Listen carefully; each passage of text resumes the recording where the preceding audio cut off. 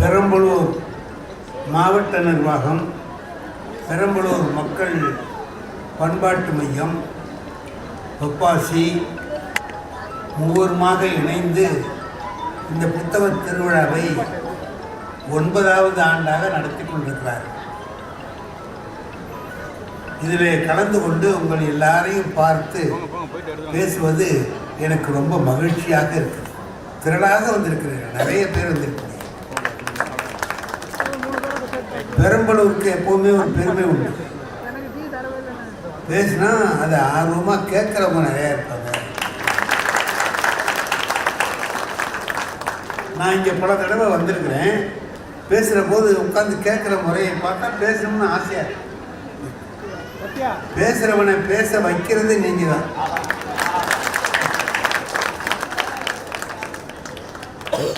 வீட்டுக்கு ஒரு கொத்தனாரை வேலைக்கு கூப்பிட்றோம்னு வைங்க, அவரை வேலை வாங்கினா தானே இதை செய்ய அதை செய்யணும். வேலை வாங்குறதுன்னா நீங்கள் ரசிக்கிறது தான் வேலை வாங்குறது. நாங்கள் ஒழுங்காக வேலை பார்ப்போம், சரியான சம்பளத்தை வாங்கிட்டு போயிடுவோம். வேலை நீங்கள் வாங்குறது நீங்கள் தான். இல்லைன்னா நாங்கள் கொஞ்சம் தூங்கலாம் போல தான் தூங்கிட்டு போயிடுவோம். இதில் எனக்கு முந்தி பாரதி பேசினாங்க, புதுக்கோட்டையிலேருந்து வந்திருக்காங்க. நான் ரொம்ப நாளாக அவங்க பேச்சை கேட்டுட்டு இருக்கேன். இன்னைக்கு பேச்சு என்னமோ ஒரு வித்தியாசமாக இருக்கு. ஆமாம், புது புது செய்திகள் எல்லாம் நல்ல செய்திகளா, எல்லாருக்கும் ஊக்கமூட்டக்கூடிய செய்திகளா சொன்னாங்க. கேட்கறதுக்கு இனிமையாக இருக்கு. நாம் எல்லாரும் நம்முடைய வேலைகளை எல்லாம் விட்டுட்டு வந்து உட்கார்ந்துருக்கிறோம். ஒரு மணி நேரம் கேட்குறோம். அந்த நேரத்தில் ஏதாவது தெரிஞ்சுட்டு போனால் தானே நல்லது. ஒன்றும் இல்லாமல் போகிறதுக்கு எதுக்கு நம்ம நேரத்தை வீணாக்கி எங்கள் நேரத்தை இல்லை. அவங்க பேசுறது பூராவும் எல்லாருக்கும் உற்சாகத்தையும் ஊக்கத்தையும் வழங்கக்கூடிய அருமையாக பேசுறீங்கம்மா. அடுத்தபடி ஐயா ஈரோடு மகேஷ், என் பிள்ளை மாதிரி. ஆனால் எனக்கு என்ன ஆச்சரியம்னா, ஈரோட்லேருந்து நீங்கள் எப்படி வந்தீங்க? அங்கே ஒரே பரபரப்பாக இருக்குமே. அதுலேருந்து கிளம்பி வந்து இருக்கிறேன்.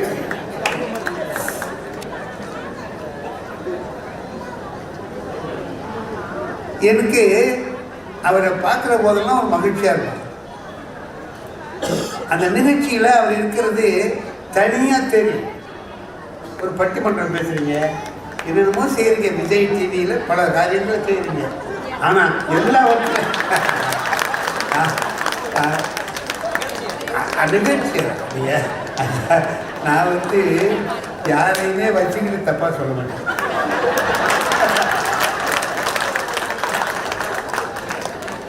அப்புறம் பின்னால் சொன்னாலும் சொல்ல வேண்டியது இருக்கும்போது, அதாவது ரொம்ப அழகாக என்னோட பேத்தி உட்பட அவருக்கு ரசிகர்கள்.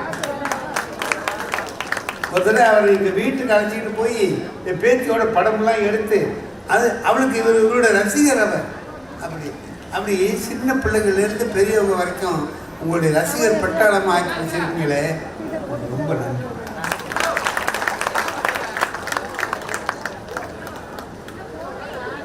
ரொம்ப நல்லது. இன்னைக்கு பெண்மை போற்றுவோம் அப்படின்னு ஒரு தலைப்பு.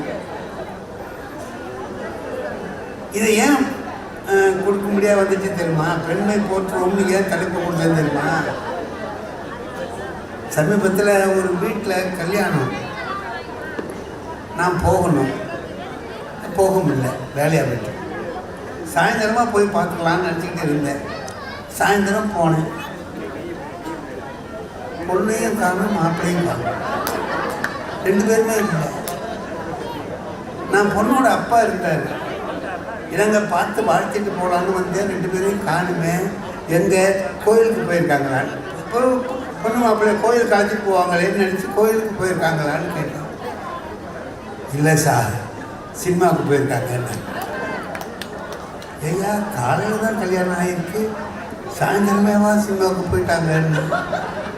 அதுக்கு பொண்ணோட அப்பா சொன்னார், இல்லை சார், காலையிலேயே போனேன்னு தான் சொன்னாங்க. நான் தான் ஒரு சாயந்தரமாவது போங்கப்பா, காலையிலே போவாங்க என்ன போயிட்டாங்க. போயிட்டாங்க. நான் பார்த்தேன் என்ன காலையில் கல்யாணம் ஆகி மாலையில் எப்படி போயிருக்காங்க நினச்சி ஒரு வியப்பாக இருந்தேன். என் பக்கத்தில் ஒரு வயசான அம்மா, ஒரு 75-80 வயசு இருக்கும். அந்த அம்மா நின்று இருந்தது என்ன பண்ணிச்சு, அட ஆண்டவனே, அட ஆண்டவனே, நீ ஏம்மா ஆண்டவனை கூப்பிடுற, ஏதோ சின்ன ஜெருசுகள் சந்தோஷமாக சினிமாவுக்கு போயிட்டு போத, உனக்கு என்ன வந்துச்சு அப்படின்னு. நல்லா இருக்கு தம்பி, காலையில் கல்யாணம் ஆகுமா, சாயந்தரம் சினிமாவுக்கு போடுவாங்களே. எங்களுக்கெல்லாம் கல்யாணம் ஆன போது எங்கள் வீட்டுக்காரர் மூஞ்சை பார்த்து பேசுறதுக்கு 3 வருஷம் ஆயிடுச்சு. அதுக்கடையில் 2வது பயம் பிறந்துட்டான். பரவாயில்லையே, இந்த அம்மா மூஞ்சி பார்க்காமலே 2 பயம் பிறந்துட்டாங்க. அது பார்த்துருந்தா என்ன ஆயிருக்கும் அப்படின்னு பக்கத்தில் இருந்தவர் சொன்னார். ஒன்றும் ஆயிருக்காதுங்க. ஏன்ன முக அமைப்பு அப்படி. இதை நான் பார்த்தது ஒரு வேடிக்கைக்காக சொல்லலை, நான் நினச்சி பார்க்குறேன். நாங்கள் கல்யாணம் பண்ணிக்கிட்ட போது நாங்கள் எப்படி பொண்ணு மாப்பிள்ளை இருந்தோம், இன்றைக்கி எப்படி இருக்குது யோசனை பண்ணி பாருங்கள். காலையில் கல்யாணம் ஆகுது, சாயந்தரம் சினிமாவுக்கு போகிறாங்க. எப்படி இந்த மாற்றம் வந்தது? இது நமக்கு ஆச்சரியமாக இருக்கா இல்லையா? அந்த அம்மா 3 வருஷம் பார்க்காமலே இருந்திருக்கு புருஷங்காரரை, ஆனால் 2 பயம் பிறந்திருக்கான் அப்படின்னு சொன்னால் நீங்கள் யோசனை பண்ணி பாருங்கள். அந்த காலத்தில் இருந்ததுக்கும் இப்போ இருக்கிறதுக்கும் எவ்வளவு வித்தியாசம் இல்லை? நினச்சி பார்க்குறேன். அந்த காலத்தில் எப்படின்னா மூஞ்சி இப்படியே தான் பொண்ணுகளுக்கெல்லாம் சொன்னார். ஒரு வீட்டில் ஃபோட்டோ இருக்குது சார், விரலோடு இருக்குது. இப்படி ஃபோட்டோ இருக்குது, பொண்ணு மாப்பிள்ளை 2 பேர் படம் கல்யாணம் சமம் இப்படி இருக்குது. என்னான்னு கேட்டேன். அது படம் எடுக்கிறதுக்கு மூஞ்சை காட்டுனா அது தலையை காட்டுது, இப்படியே இருக்குது. கொஞ்சம் நிமிர்ந்தாம்மா அப்படின்னு பின்னால் இருக்கிறவங்க அதை தூக்கி வச்சுட்டு கையை எடுத்தால் விழுந்துருக்கு. அப்புறம் அதோட வச்சு எடுத்தோம், வேறு வழி இல்லை. அப்படிலாம் இருந்தாங்க. இப்போது இந்த பொண்ணை அழைச்சிக்கிட்டு வர்றாங்க. பொண்ணு அழைச்சிட்டு வரும்போது முந்தி எப்படி இருந்துச்சு, நாங்கள் எங்களுக்குள்ள கல்யாணம் ஆகிற காலத்தில் எப்படி இருந்துச்சு அப்படின்னா 2-3 தோழி பெண்கள்லாம் சேர்ந்து அப்படியே தள்ளிட்டு வருவோம். அது வராது, வெக்கப்பட்டுக்கிட்டே அப்படியே இப்படி தள்ளி கொண்டாடுவாங்க, வந்து உட்காரு. இப்போ பார்க்குறேன் அந்த தோழி பெண்கள்லாம் இருக்காங்க, அவங்களெல்லாம் இந்த பொண்ணு இழுத்துக்கிட்டு வருது.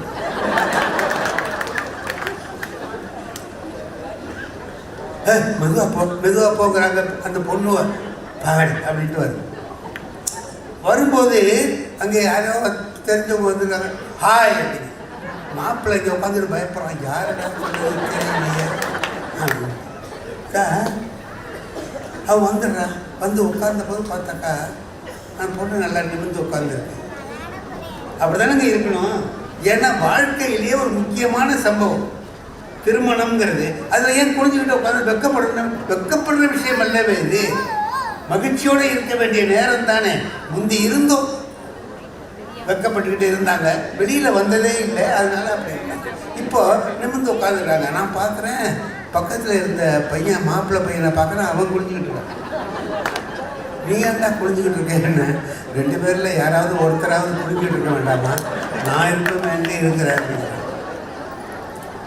காலம் மாறி இப்போ பெண்கள் எப்படி இருக்க, விழிப்படைஞ்சிருக்கிறாங்க, படிக்கிறாங்க. காரைக்கால் அம்மையாருக்கு அவங்க வயசுக்கு வந்துட்டாங்க. அதை சேக்கிழார் எப்படி சொல்றாரு தெரியுமா? இல்லிகவா பருவம் அடைந்தார். இல்லிகவா பருவம்னா என்ன? வீட்டை விட்டு வெளியில போகாத பருவத்தை அடைந்தார். அது வரைக்கும் பிள்ளை விளையாடிட்டு இருக்கலாம். அந்த பொண்ணு வயசுக்கு வந்துட்டதுன்னு சொன்னா அப்புறம் வெளியில போகக்கூடாது, வீட்டுக்குள்ளேயே இருக்கணும். அதுதான் சொல்ற இல்லிகவா பருவம்னு அதுக்கு பேர் கொடுத்துட்டாரு. இப்போ என்ன, இப்போ ஒரு வித்தியாசம் பார்த்தீங்களா? அது வயசுக்கு வந்த பிறகுதான் வெளியே புறப்படுது. காலேஜ் படிக்கிறதுக்கு கொள்றதுக்கும் போக தானே வேண்டியதாக இருக்கு. இது தப்பு இல்லை, தவிர்க்க முடியாத விஷயம், செய்து தானே ஆகணும் இல்லையா? இப்போ இவ்வளவு மாற்றம் வந்திருக்கு, இவ்வளவு பெரிய மாற்றம் வந்திருக்கு. இந்த மாற்றம் எல்லாம் எப்படி வந்தது? முதல்ல எப்படி இருந்தாங்க? பெண்களுடைய நிலைமை எப்படி இருந்தது?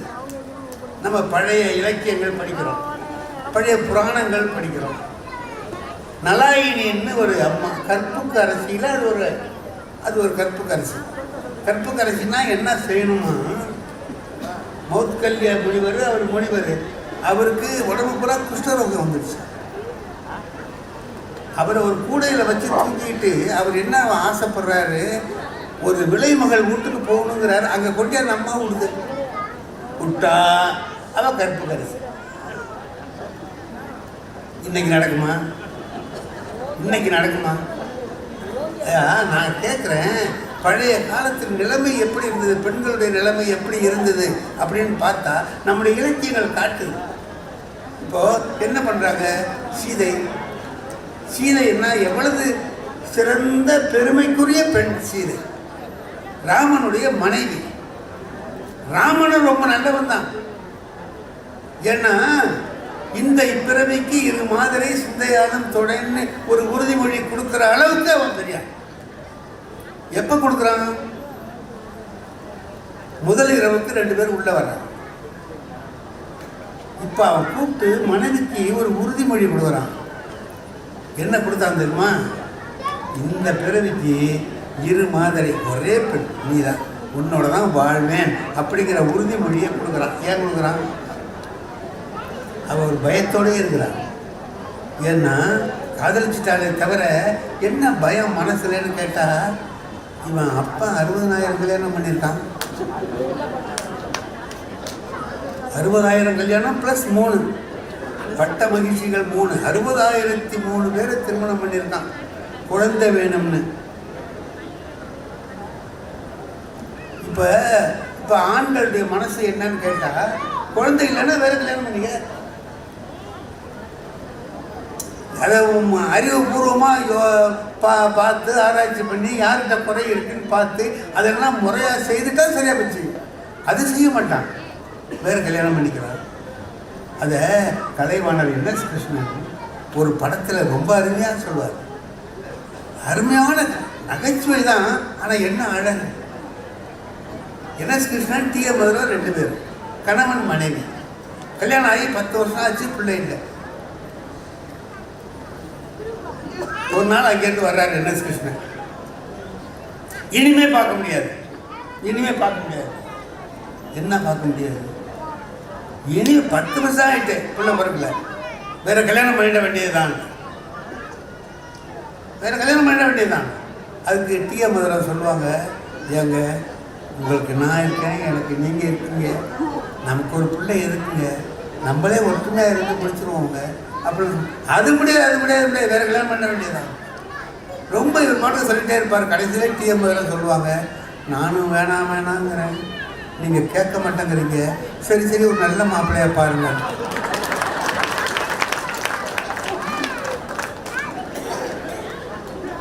இப்போ என்ன பண்ணுவார் அவர் அப்படியே தகச்சு போயிட்டு இருக்கார். ஐயா, கல்யாணம் பொருளை இல்லைன்னுட்டு வேற மனைவியை தேடுறியே, அவ தேடினா வேற கணவனை தேடலாம்ல. இந்த கேள்வி அதுதான் பிள்ளைகள் இருக்கிற கேள்வி அதானே. இப்போ பெண்ணுங்களுக்காக உரிமை வேண்டும் என்று போராடியவர்கள் கலைவாணர் என்எஸ் கிருஷ்ணன் முக்கியமானவர். அவர் ஒரு நகைச்சுவை நடிகர் இல்லை, நகைச்சுவை நல்ல நகைச்சுவைலாம் செய்வார். இப்போ கிணத்து மேலே உட்காந்துருப்பாங்க டி.எம். மதுரம், என்எஸ் கிருஷ்ணன் அந்த துணி துவைக்கிற கல்லில் உட்காந்துருப்பார், அந்த அம்மா அந்த செவுத்து மேலே உட்காந்துருக்கோம், உள்ள கிணத்தோட செவுத்துல உட்காந்துருக்கோம். அந்த அம்மா கேட்கும், ஏங்க இந்த தோஷம்னு சொல்கிறாங்க, ஆமாம் சந்தோஷம்னு சொல்கிறாங்க, தோஷத்துக்கும் சந்தோஷத்துக்கும் என்னங்க வித்தியாசம்? அதுக்கு என்எஸ்கே சொல்லுவார், இப்போ நீ கிணத்து மேலே உட்காந்துருக்கில்ல, ஆமாம், உன்னை உள்ளே தள்ளி விட்டேன்னு வை, தோஷம், நீயாவே உழுந்துட்டீங்கன்னா சந்தோஷம்.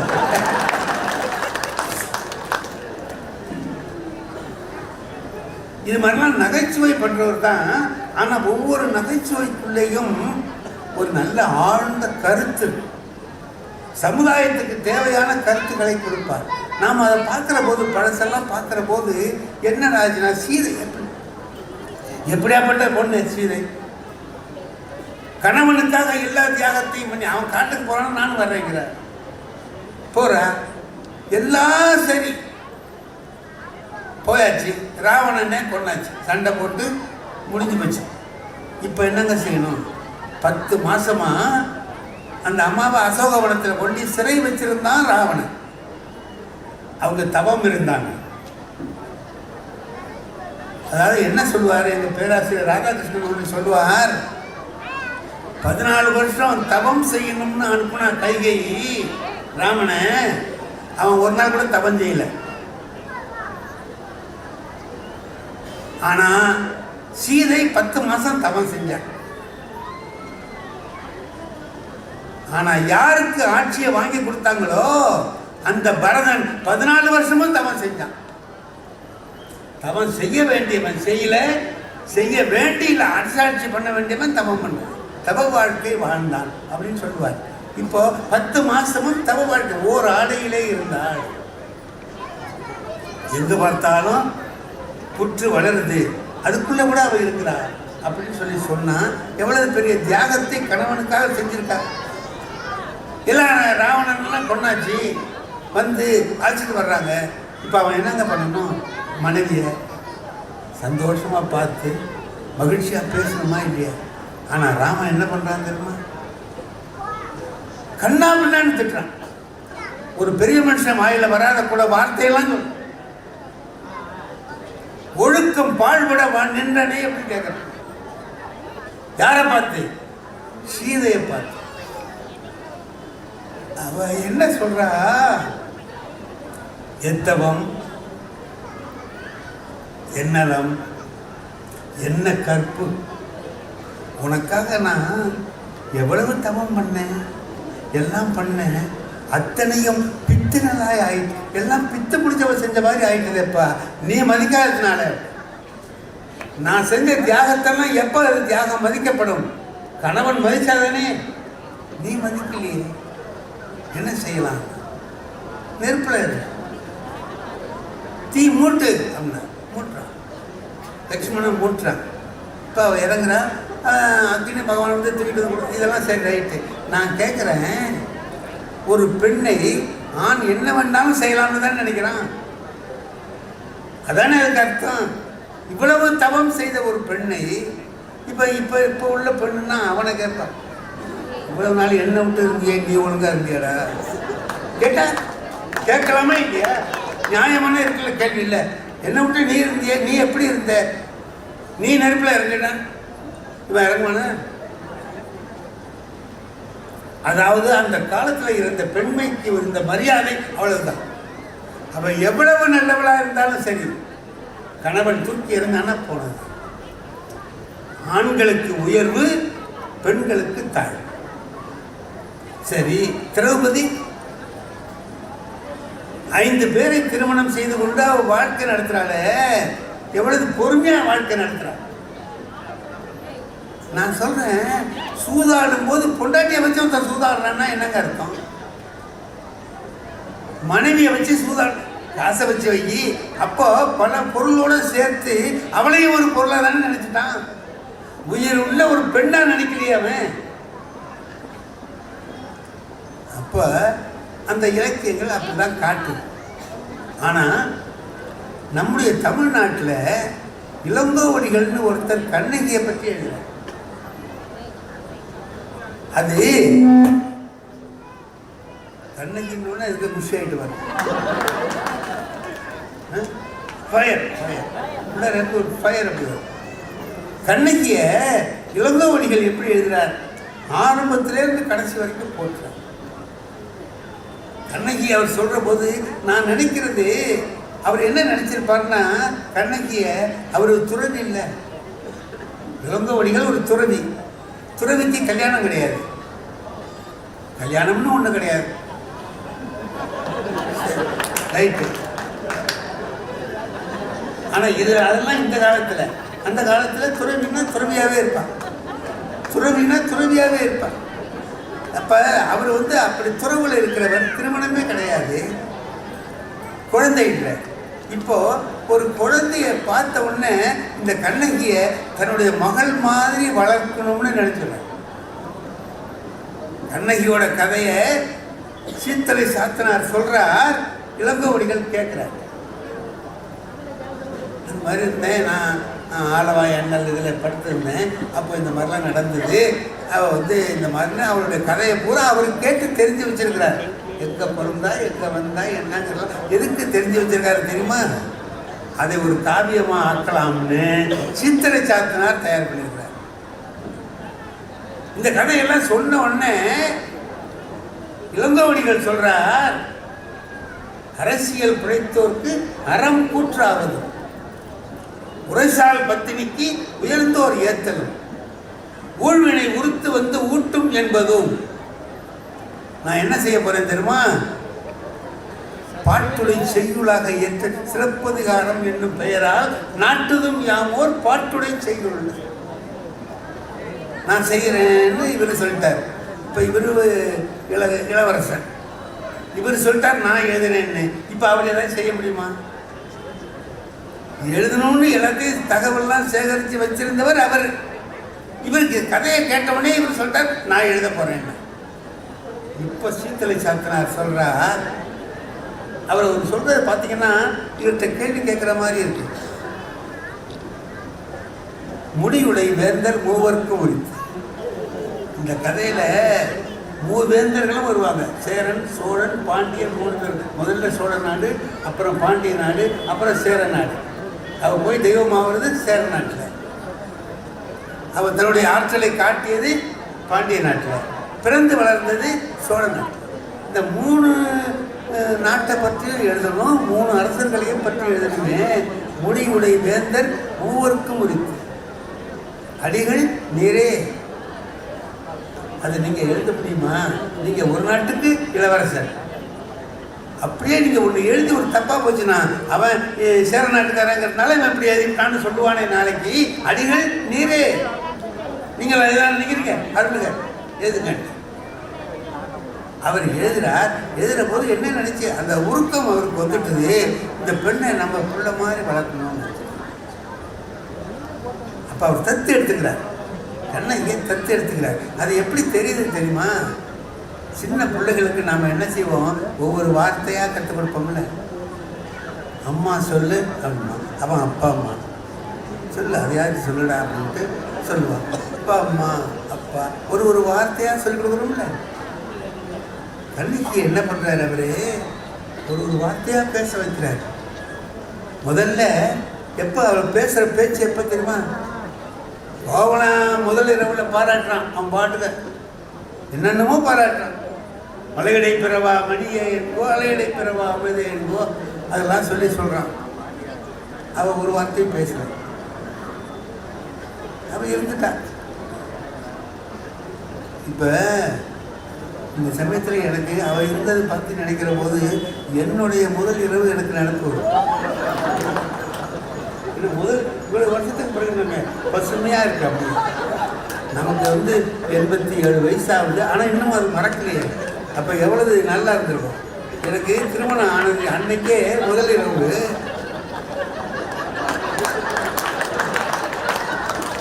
அவர் மகேஷ் என்ன நினைக்கிறாரு, இப்போதான் எனக்கு நடந்தது, இப்போவே மறந்து போச்சு. நீங்கள் எப்படி விழுந்தாங்க ஒன்றும் இல்லை, வேற ஒன்றும் இல்லை. திருமணம் ஆன அன்னைக்கே எனக்கு முதல் இரவு. நாங்கள் உட்காந்து என் நண்பர்கள்லாம் இருப்பாங்கல்ல, எல்லாம் கிண்டல் பண்ணுறாங்க, இது அப்படி இப்படின்னா. அவன் எனக்கு பல யோசனை பல பேர் சொல்கிறான். அதில் எவனுக்கும் இன்னும் கல்யாணம் ஆகலை. அவன்னா எனக்கு நம்ம நேரண்டாக கேட்டுக்கிட்டு இருக்கோம். அதில் ஒருத்தன் மட்டும் ஒரு அருமையான செய்தி சொன்னான். என்ன சொன்னாங்க தெரியுமா? டேய், உன் வீட்டுக்கு வாழ்கிறதுக்கு அந்த பொண்ணு வந்திருக்கு. முத பொண்ணு பேசாது, நீ தான் பேசணும். பேசும்போது நல்ல வார்த்தையாக பேசணும். உன் குடும்பத்தை பற்றியும் அவங்க குடும்பத்தை பற்றியும் நல்லா நினைக்கிற மாதிரி நல்ல வார்த்தை பேசி உன்னுடைய வாழ்க்கையை ஆரம்பியும். இது நல்லது தானுங்களே. நான் அதுக்காக வேண்டிய டைலாக் எழுதுறாரு பாருங்க. இதை மாதிரி நான் எழுதி தயார் பண்ணி மனப்பாடம் பண்ணிக்கிட்டு போகிறேன் சார். ஆனால் மனப்பாடம் பண்ணிட்டு போகிறேன், எழுதி அது தப்பாக சொல்லக்கூடாது இல்லை, அதுக்காக எழுதி அங்கே போனால் எனக்கு அதுக்கு அவசியமே இல்லை சார். என் மனைவியே பேசினாங்க, முதல்ல அவங்களே பேசிட்டாங்க. என்ன பேசினாங்க தெரியுமா? நான் எவ்வளோதோ பொம்பளைங்களை பார்த்துருக்கேன், ஆனால் உங்கள் அம்மா மாதிரி ஒரு ராட்சசி உலகத்திலே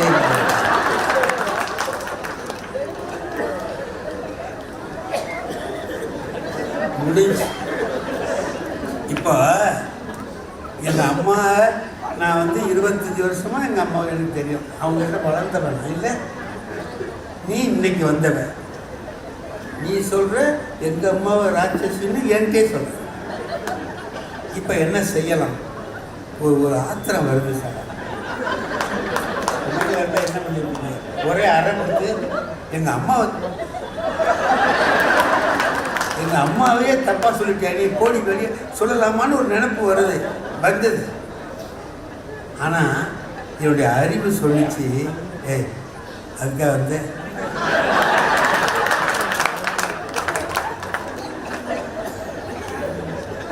வந்த வேலையை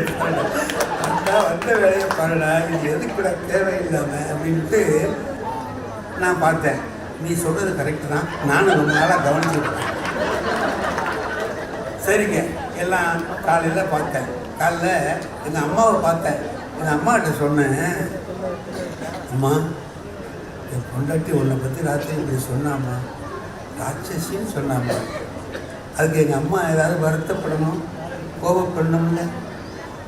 அது கிடக்கட்டும், நீ என்ன செஞ்ச?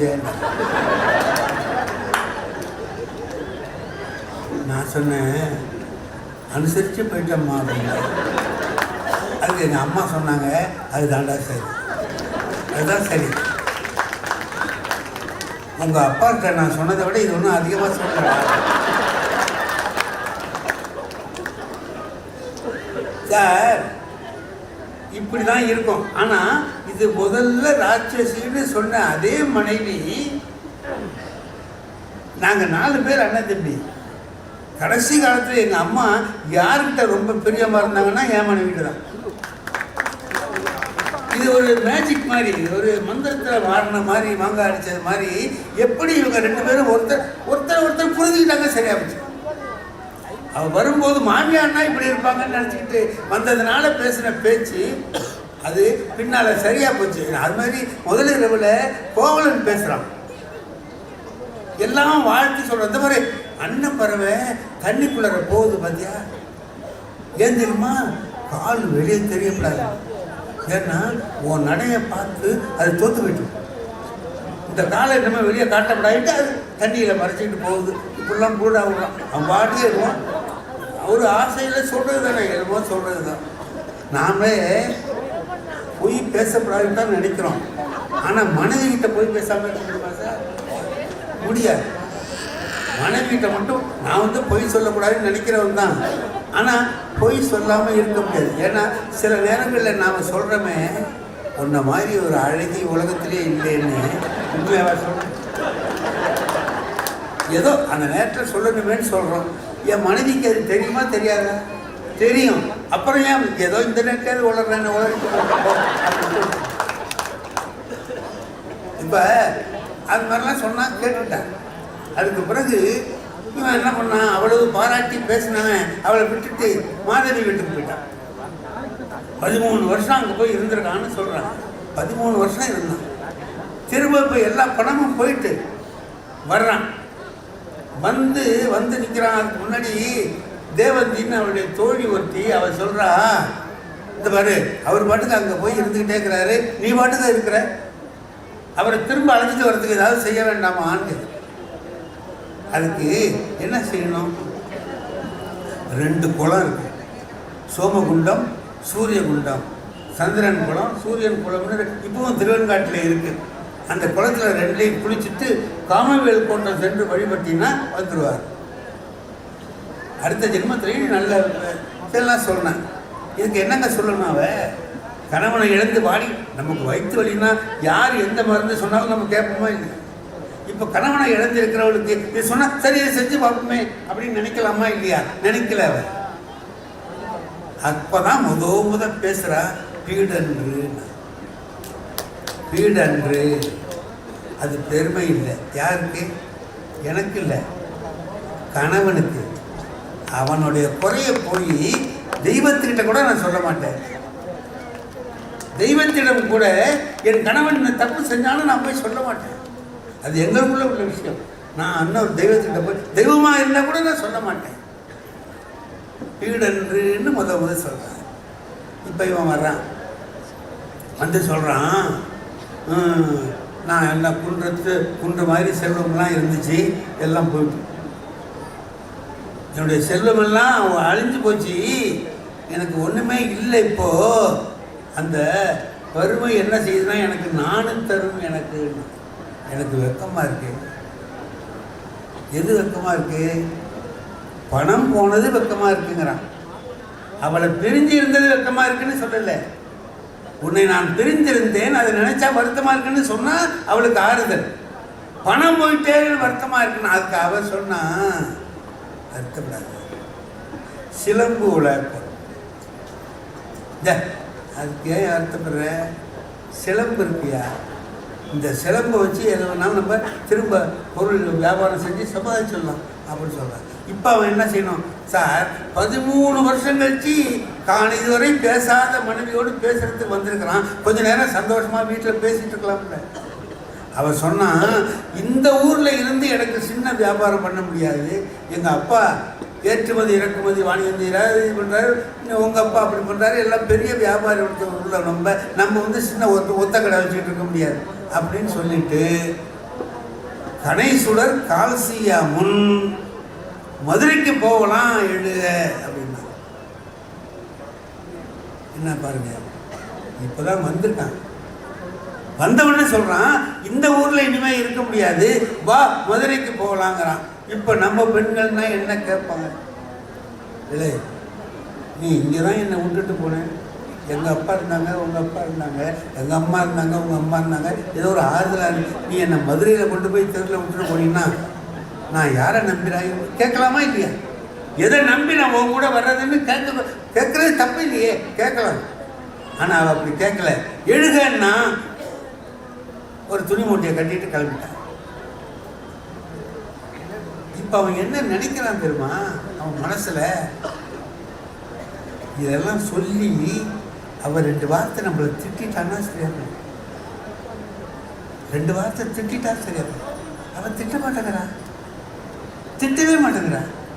சரி வா வந்துடுறேன், கிளம்பிடாது. கிளம்பி வந்தா சார் 2 பேரும் நடந்து இங்கேருந்து 300 கிலோமீட்டர் 5-6 காவதம்னா 5-6-30 காதம்னா 300 மைல். 300 மைல் தூரம் இருக்கு.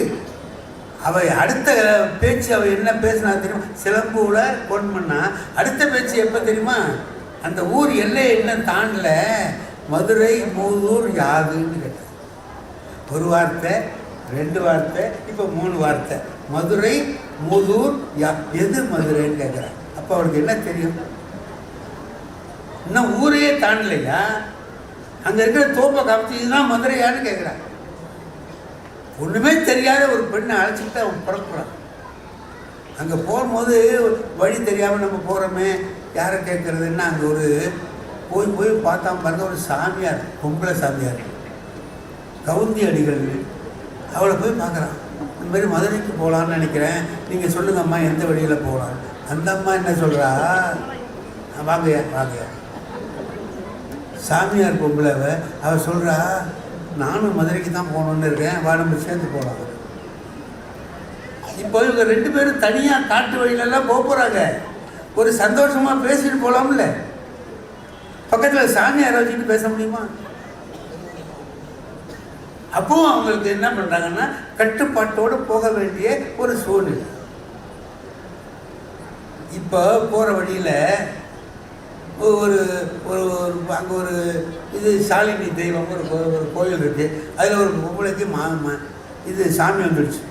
சில பேருக்கு இந்த தட்டெல்லாம் கேட்டால் சாமி வந்துடும் தெரியுமா? சாமி வந்து எல்லாத்தையும் அருள் வாக்கு மாரி சொல்லுவாங்க. அவள் சொல்கிறா, 2 பேரும் இருக்காங்க, கண்ணகி கோவலன் 2 பேரும் இருக்காங்க. அந்த தெய்வமுற்ற சாலினி பெண் என்ன சொல்கிறா? இவ்வளோ பொங்கச்செல்வி குடமலையாட்டி தென் தமிழ் பாவை செய்த தவம் கொடுத்து ஒரு மாமணியாய் உலகிற்கு ஓங்கி திருமாமணி என தெய்வமுற்று உரைப்ப. தெய்வம் வந்து பேசுறா, இவ வந்து இது உலகத்துக்கே பெரிய மாமணியாக திகழப் போகிறாள். இது வந்து சந்தோஷமான விஷயம் தானே. யாருக்கு? கண்ணகிக்கு சந்தோஷமான விஷயம் தானே. அவர் சந்தோஷப்படல.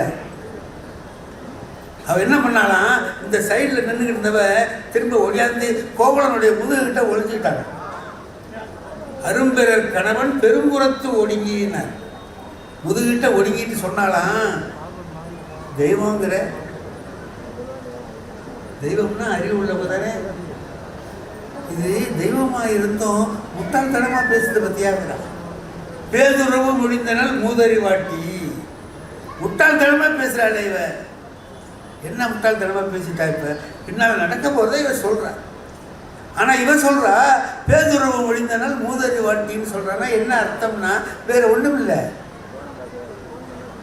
ஒரு கணவன் மனைவி 2 பேரும் இருக்கும்போது கணவனை விட்டுட்டு மனைவியை மட்டும் பாராட்டினா கணவன் மனம் என்ன பாடுபடும். பெரிய ஒரு நடிகையை ஒருத்தர் திருமணம் பண்ணிக்கிறான்னு போகிற இடத்துலலாம் என்ன சொல்லுவாங்க, இன்னாருடைய கணவன் தான் சொல்லுவாங்களே தவிர இவருடைய மனைவின்னு சொல்ல மாட்டாங்க. அப்போ அவனுக்கு எப்போ மனசில் ஒரு குத்தலாக இருக்குமா இல்லையா? அந்த மாதிரி குத்தலுக்கு கோவலனை ஆளாக்கக்கூடாதுன்னு நினைக்கிறா கண்ணகி. எந்த கணவனை விட்டுட்டு ஓடி போன கணவனை இப்போ வந்தவனை அவ்வளவு பெருமையாக நினைச்சு பேதுறவு முடிந்தனால் மூதறி வாட்டி. இது அடுத்தபடியாக அவர் பேசுகிற பேச்சு கொஞ்சம் கொஞ்சமாக ஒரு வார்த்தையாக கூடுதலாக பேச வச்சு வளர்க்கிறார். இளங்கோவடிகள் கண்ணகியை வளர்த்துக்கிட்டு வர்றார். போனார் இடத்துல அவருடைய பெருமையை இன்னும் கொஞ்சம் தூக்கி கொண்டு போகிறாரு. எப்படி தெரியுமா? இந்த கவுந்தி அடிகள்னு சாமியார், பொம்பளை சாமியார், இந்த கோவலன் கண்ணகி 2 பேருமா போகிற 3 பேருமா போகிற போது எதுக்கு அந்த காலத்துலேயும் அந்த குடிகாரங்களாம் இருந்திருக்காங்க. கல்லா களிமகன் முட்டாள்தனமான குடிகாரப்ப எதுக்க வர்றான். அவன் மனைவியோட வர்றான். வந்தவன் அந்த கவுந்தி அடிகள்கிட்ட கேட்குறான், இவங்க யாருன்னு கேட்டான். சாமியார் என்ன சொல்லுவாங்க, என் மக்கள்னு. இது என்னுடைய பிள்ளைங்கப்பா. அதுக்கு அந்த பையன் கேட்குறான், குடிகாரன் தானே. அவன் கேட்குறான், மக்கள்ங்கிறீங்க, அப்போ அண்ணன் தங்கச்சி கல்யாணம் பண்ணிக்குவாங்களே, இப்படி இவர்களுக்குள்ளேயே திருமணம் செய்து கொள்வது உண்டா அப்படின்னு கேட்குறான். இப்போ இது கேட்ட உடனே கவுந்தி அடிகளுக்கு கோபம் வந்துடுது. மனசுக்குள்ளேயே ஒரு சாபம் விட்டுறாங்க. முள்ளுடை காட்டில் முதுநெறி ஆகுக. இப்படியா சொன்ன என் பிள்ளைங்களை பற்றி? இந்த முள்ளு நிறைஞ்ச காட்டில் கிணட்டு நிறையா போக 2 பேரும்ட்டான். டக்குன்னு அவன் ஊழ விட்றானுவ. அவன் ஊழ விட்றான், அந்த பொம்பளையும் ஊழ விட்றான். 2 ஆயிரம் வருது. இப்போ கண்ணகிக்கு தெரிஞ்சு போகுது, என்ன நடந்திருக்குங்கிறது தெரிஞ்சு போகுது. நம்மளை பற்றி சொன்னதுனால இந்த அம்மா கோவப்பட்டுருக்காங்க. அதனால சாபம் கொடுத்து, சாபம் வெளிப்படையாக சொல்லலை. அவங்க மனசுக்குள்ளே நினைச்சது தான். ஒரு துறவியினுடைய வாக்கு நல்ல துறவியாக இருந்ததுனால அவங்க வாக்கு பழிக்கும் இல்லையா? பழிச்சுட்டு இப்போ இவங்க சொன்னாங்க, இந்த பாருங்க, விவரம் தெரியாதவங்க ஏதாவது தப்பு செஞ்சால் அறிவு உடையவர்கள் பொறுத்துக்கணும். அவங்க முட்டாள்கள் பிடிச்சிருக்காங்க. அதில் சொன்னதுக்காக அவனை சாபம் கொடுத்துட்டீங்களே, இது நல்லா இருக்கா? சாபத்திலேருந்து விடுதலை பெறுவதற்கு ஒரு வழி சொல்லுங்கன்னு கண்ணகி கேட்க. தன்னை பற்றி சொன்னதுக்காக அவர் தண்டிச்சார். இப்போ தன்னை பற்றி சொன்னவனை காப்பாற்றணும்னு இந்த அம்மா பாருங்க. ஒரு பெண்ணை எப்படி உயர்த்திக்கிட்டு போறாரு பாருங்க. அப்படின்னு சொன்ன உடனே அந்த அம்மா சொல்லுது, சரி 12 திங்கள் இருந்துட்டு மறுபடியும் சாபம் விமோசனம் பெற்று போ அப்படின்னு கொடுத்துட்டு போகிறாங்க. அந்த இடத்துல ஒரு துறவியை விட கண்ணகி உயர்ந்த பக்குவத்தை அடைந்திருக்கிறாள் என்பதை காட்டுறாங்க. அதுக்கு மேலே போகிறாங்க. அதுக்கு மேலே போயிட்டே இருக்கிறாங்க. மேலே போயிட்டாங்க. அவனை திருடன்னு சொன்னான், கொலை பண்ணிட்டான். கொலை பண்ணோன்னு என்னாச்சு? கோவலன் செத்து விட்டான். இப்போ அங்கே போகும்போது என்ன பண்ணுறாங்க, ஒரு இடைக்குல மடந்தைக்கு அடைக்கலம் தந்தேன். ஒரு தயிர் மோர் விற்கக்கூடிய ஒரு பெண்ணுக்கு அடைக்கலம் கொடுத்தாங்க. என்ன சொல்கிறாங்க, கோவலர் வாழ்க்கை ஒரு கொடும்பாடு இல்லை. கோவலர் வாழ்க்கையில் கொடுமை இல்லை, நல்லவங்களாக இருப்பாங்க. ஆகையினால இவங்கிட்ட நான் கண்ணகியை அடைக்கலப்படுத்துகிறேன், இடைக்குல மடந்தைக்கு அடைக்கலம் தந்தேன்னு சொல்லிட்டு கொடுக்குறாங்க. கொடுத்துட்டு சொல்கிறாங்க, இவ யார் தெரியுமா, நீ யாரும் நினச்சிட்டு இருக்காத, இவங்க பேரை போய் சொன்னாலே இந்த மதுரையில் இருக்கக்கூடிய பெரிய பெரிய வியாபாரிகள் தங்கள் வீட்டுக்கு விருந்தினரை அழைச்சிக்குவாங்க. ஆனால் அங்கெல்லாம் போகக்கூடாதுன்னு தான் இங்கே வந்திருக்காங்க. அதனால இவங்க நீ என்ன செய்யணும் தெரியுமா, நல்ல தலை முழுக்காட்டி கொஞ்சமாக தலையில் பூவை வச்சு இவளை பக்குவமாக வச்சுக்க. ஏன் தெரியுமா, இவளுடைய வண்ண சீரடி மண்மகள் அழிந்துல, இவளுடைய காலடியை மண்மகள் பார்த்ததில்லைப்பா, தெருவில் நடந்ததே இல்லை. அவன் வண்ண சீரடி மண்மகள் அறிந்திலன் அப்படின்னு சொல்லிட்டு தன் துயர்கானா தகைசால் பூம்படி இவ்வளவு கஷ்டப்பட்டிருக்கா. தன்னுடைய துயரத்தை பற்றி நினைக்காம கணவனுடைய துயரத்தை பற்றி நினைக்கிறாள், அவ்வளவு உயர்ந்தவள் அப்படின்னு சொல்லிட்டு தண்ணி எங்கம்மா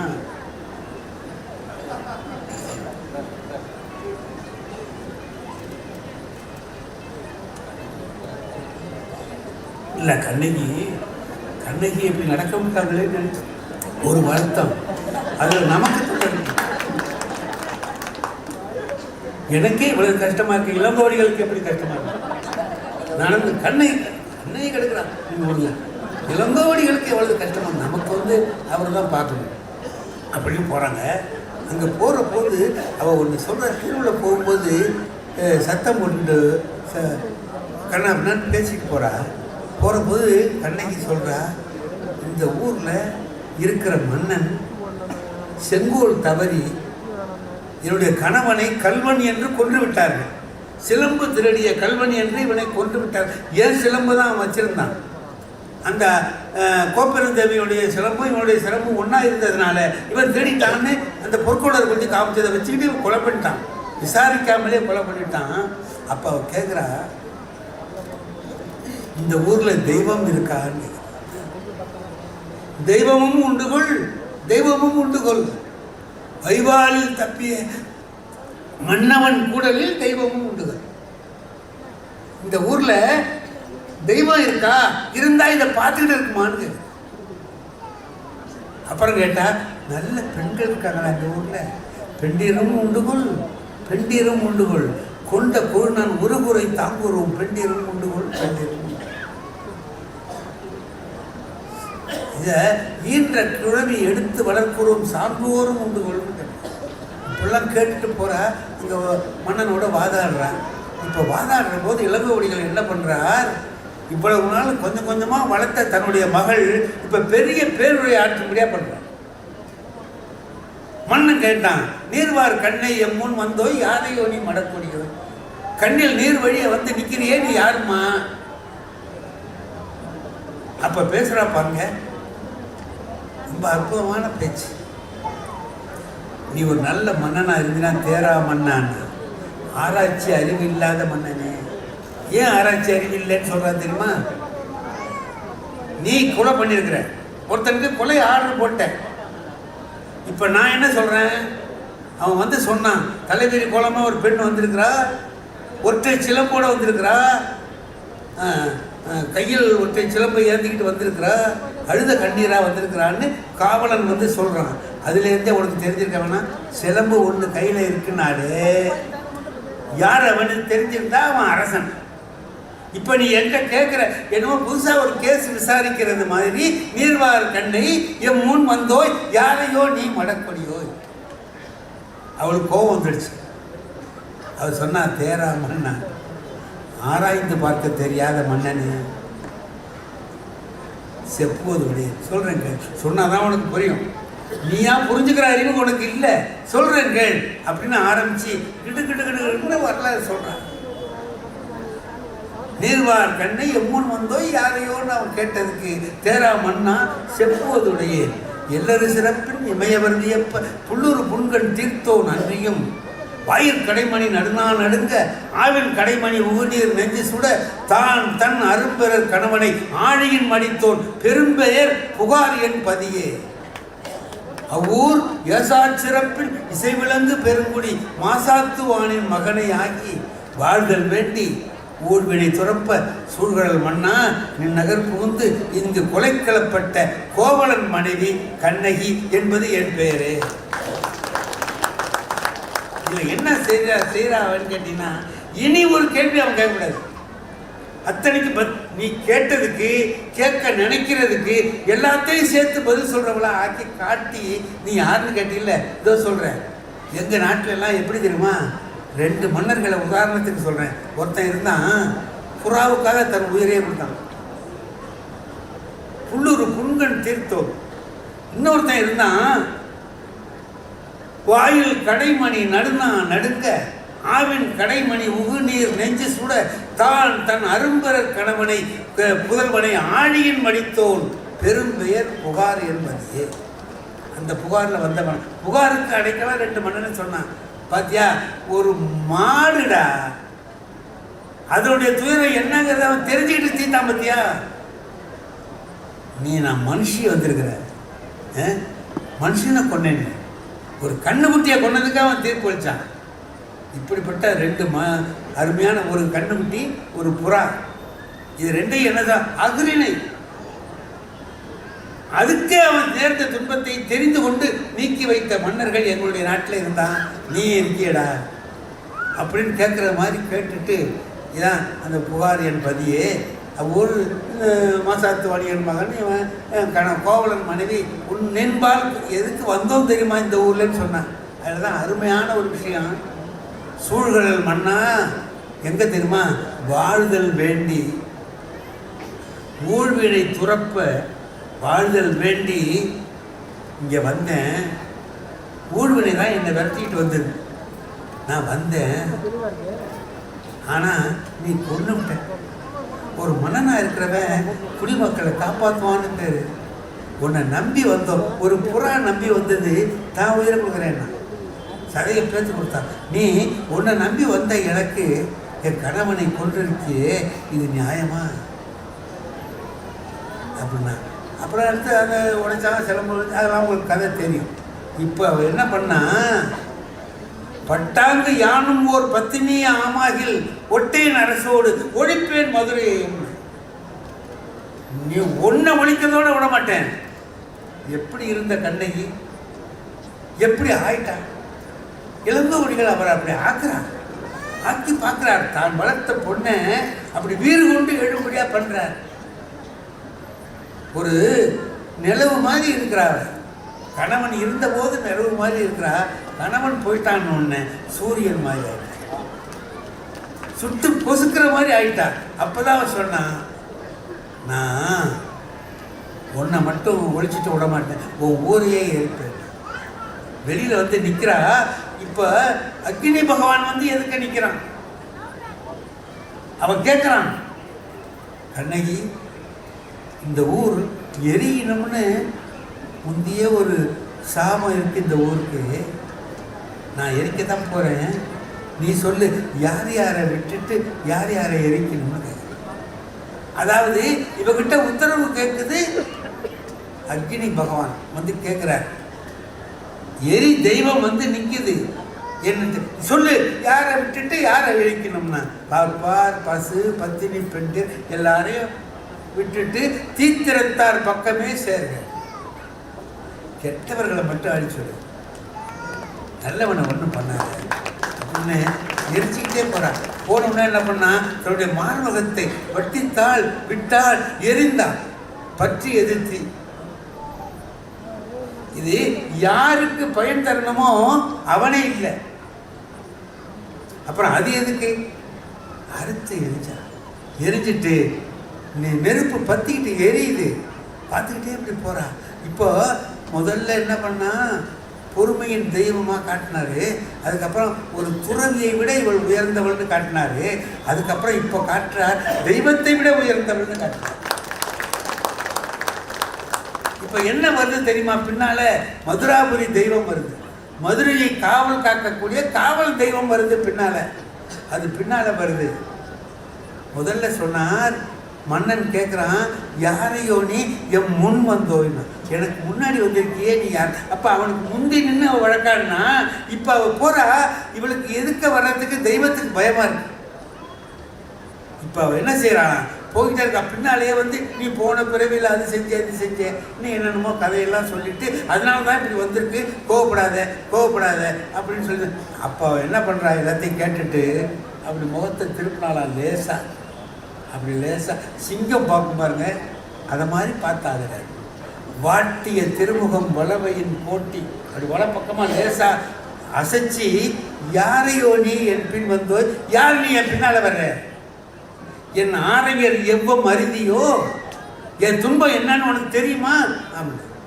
கடைசியில் மேற்கு வாசல் வழியாக போகிறா. போகும்போது சொல்கிறா, இந்த ஊரை காவல் காக்கிறேன்னு சொல்கிறேன். நீ உன் ஊருக்குள்ளே நானும் கணவனுமா வந்தோம். கீழ்த்திசை வாயில் கணவனோடு புகுந்தேன், மேல்திசை வாயில் வரிதே மீழ்கின்றேன் அப்படின்னு மிச்சமாக இருந்த சங்கு வளையல்களை உடைச்சி எரிஞ்சிட்டு போகிறார். 14 நாட்கள் நடந்த பிறகு அங்கே போனோன்னே அப்பவும் தேவர்கள் வந்து கூப்பிட்டா வரமாட்டான்னு நினச்சிக்கிட்டு தேவர்கள் என்ன பண்ணுறான், கோவலனை கொண்டாந்து காட்டுறான். இந்த பாரு உன் கணவன் இருக்கான் வான்னு, இவளை வளவடியாவா வான ஊர்தியை கொண்டாந்து அழைச்சிக்கிட்டு போனான். இந்த செய்தியெல்லாம் குன்ற குறவர்கள் வந்து சேரன் செங்குட்டுவன்ட்டு சொல்கிறாங்க, வந்து அழைச்சிட்டு போகிறாங்க. ஏன்னா அப்பவும் கணவன் இருந்தால் தான் அந்த இடத்துக்கு போவானே தவிர அவன் இல்லைன்னா போக மாட்டாங்கிறதுக்காக அவன் வந்து கூப்பிட்றான்னு. இப்போ அவன் எப்படி தேவர்கள்லாம் அவனை அழைச்சிட்டு வர்றாங்க? அவன் தான் இந்த பாவம்லாம் பண்ணாங்க, பொண்டாட்டி விட்டுட்டு போனாங்க இதெல்லாம் பண்ணான்ல. அவனுக்கு என்ன இந்த பதவி எப்படி கிடைச்சிது? கோவலன் கிடைக்கலாமா? நரகத்துக்கெல்லாம் போகணும். இவன் எப்படி இங்கே இருந்துக்கிட்டு கூப்பிட்றான் அப்படின்னா ஒன்றும் இல்லை, இவனுடைய கணவன் என்பதால் அவனுக்கு கிடைத்த பரிசு.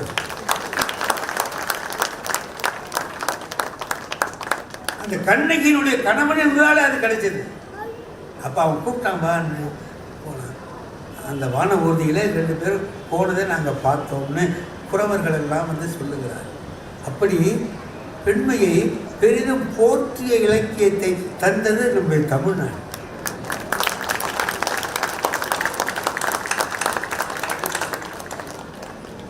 மற்றவர்கள்லாம் அந்த காலத்தில் பெண்ணுன்னா ரொம்ப இழிவாக நினச்சி பேசிக்கிட்டு இருந்த காலம்.